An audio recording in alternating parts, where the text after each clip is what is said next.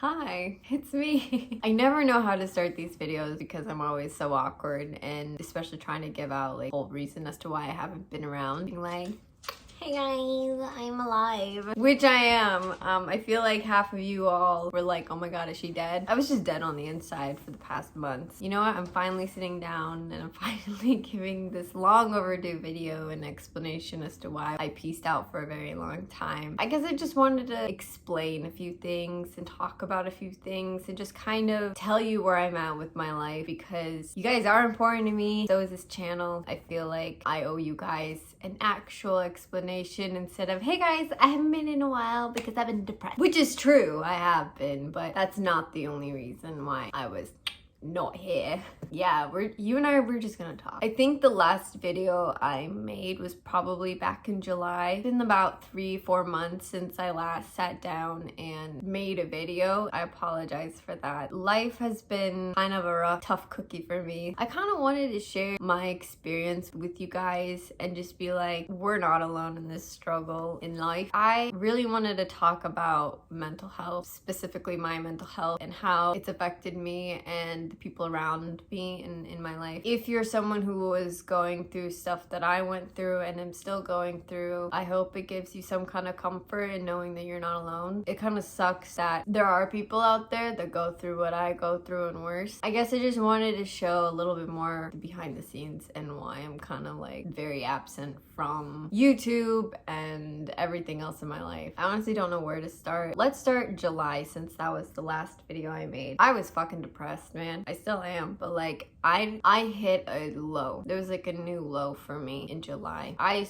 was scraping the bottom of the barrel and I was like, my god, I don't want to know what's beyond the bottom of the barrel for me, because I barely made it through July. Not only was it fucking hot, I was struggling to find a job, come in terms with my mental issues, struggling to take care of Lotus, trying to figure out what do I want to do with my life, and then also struggling with my communications with people. And it was just kind of one thing after the other. I was also struggling with identity crisis, like religious wise, if you couldn't tell. And there was just so many things in my life that just wasn't really coming together and like fitting like puzzle pieces. It was just an actual shit show. Like, call it a fucking circus, because that's what it was. I was the fucking ringmaster at this point. I was going through the motions. I mean, it was so bad to the point where I wouldn't necessarily say suicide was on my mind, but there were many thoughts of, at this point, why am I here, essentially. The only reason why I never went past that thought was because I had Lotus. I need to be better for her because she is my companion. She is my responsibility. She's my child, essentially. And I can't be that one person that's always fucking depressed and doesn't roll out of bed because I'm so caught up in my feelings. I felt like I was just on autopilot, just doing stuff without realizing I was doing stuff. I wasn't really all there.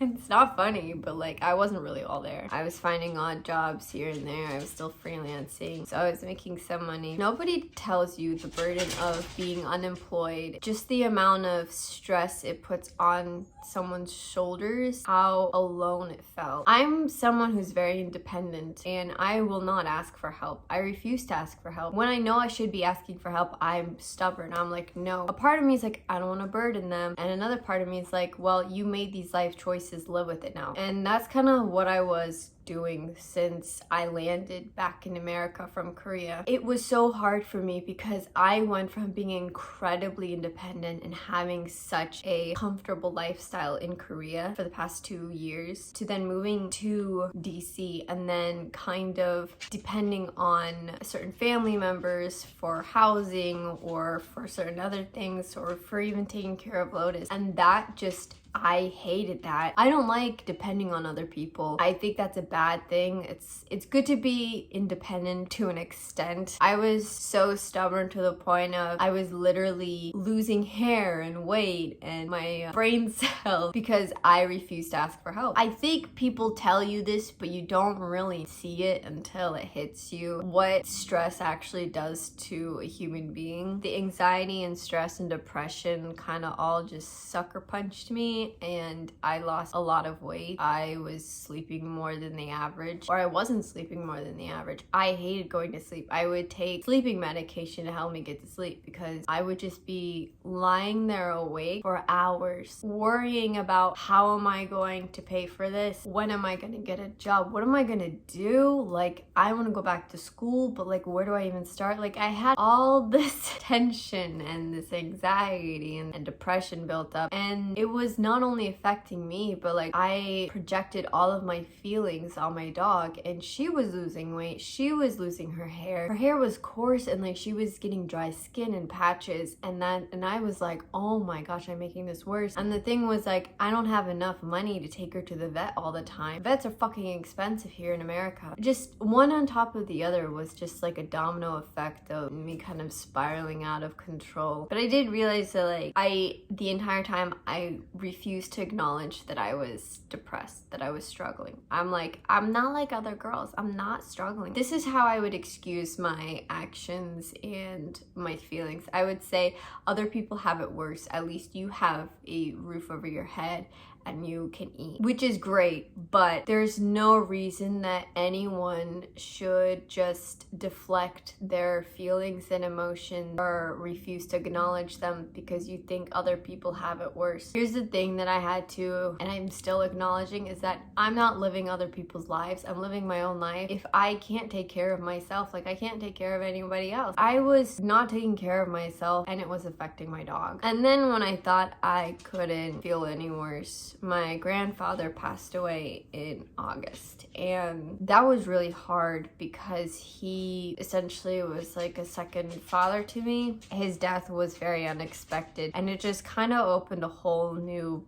can of worms for me to deal with. And I was like, my God, I literally said this, I was like, I cannot physically and mentally deal with another horrible thing in my life. And I'm not saying this to be dramatic. I'm literally saying this because I was struggling so much up to that point, and when I thought I could catch a break, this happened. I still struggle to call my grandmother to check in on her because I know at some point in that conversation we'll talk about my grandfather. I want to talk about him, but I still don't because I get really sad, and I hate being sad.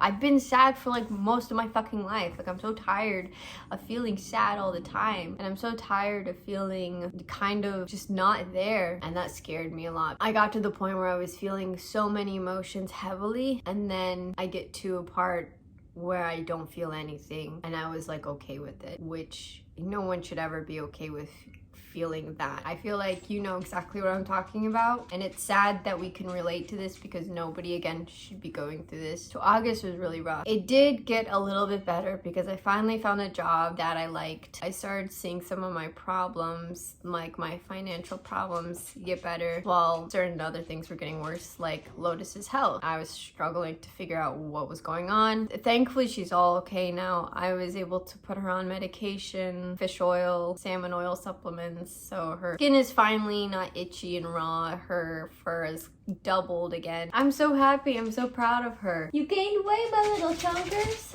Come here. Hi, baby. My baby. Let's look up at me. Oh, thank you. I'm gonna be puppy kisses. Oh, the baby. I love it. Mommy's making a video. Eventually, life kind of got better, and then I've had a few of you guys reach out to me and they're like, we miss you, we miss your videos. Kind of made me feel horrible for not being present, and I'm like, I need to get back to making videos because they made me happy and they made other people happy, and the world is filled with so much chaos and anger and hurt that I'm like, any joy that I can put out there, contribute to society, like, that'd be great. Before I end this video, there are a few things I want to address. Mental health is a shit show, and you know, like, I don't mind feeling sad or angry or hurt or just depressed, because in order to feel happy you gotta feel those feelings, right? It's like a balance. I feel like the past year it's been more depression and sadness and anger than it has been happiness. That shift in my mentality, like, it wasn't balanced and I was going fucking crazy. I now know what I kind of need to do in order to balance it out. No one really wants to sit there with their demons and unbox everything, and I'm not gonna lie, I feel like the next few months are gonna be a real struggle for me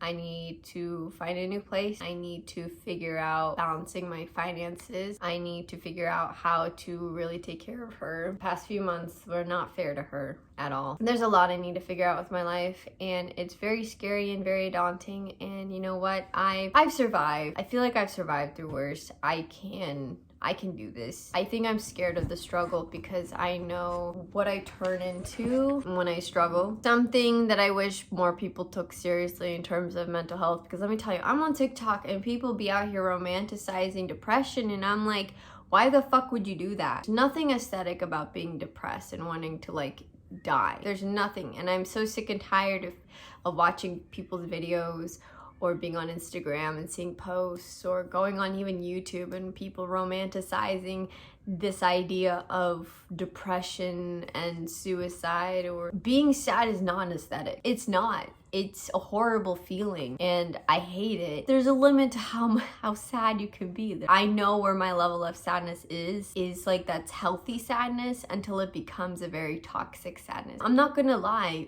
feeling depressed is such a intoxicating, addictive feeling, especially if you experience it so much that you're so used to it.